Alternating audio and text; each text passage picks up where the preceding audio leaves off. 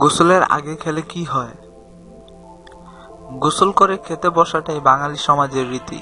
শুধু বাঙালি কেন, বলা যায় সারা পৃথিবীতেই কমবেশি এই নিয়ম অনুসরণ করা হয়। কিন্তু কখনো কখনো অবস্থার চাপে কিংবা নিতান্ত আলস্যের বশে এর উল্টোটাও যে ঘটে না তা নয়।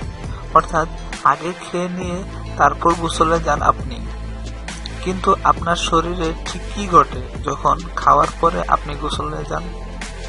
এই বিষয়ে বিভিন্ন স্বাস্থ্য পত্রিকা ও হেলথ সাইটে খোঁজখবর করলে দেখা যাবে উঠে আসছে একটি অদ্ভুত তথ্য।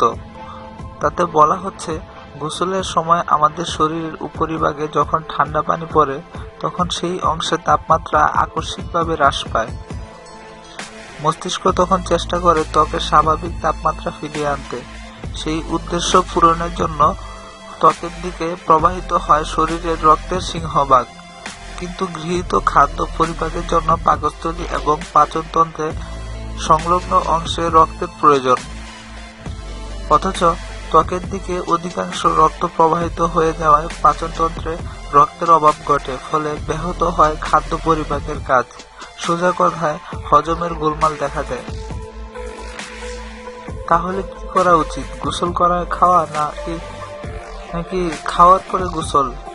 ডাক্তারের পরামর্শের ব্যাখ্যা: গোসলের পরে খাওয়াটা সর্বাধিক স্বাস্থ্যসম্মত, নতুবা স্বাস্থ্যহানির ঝুঁকি কিছুটা থেকেই যায়।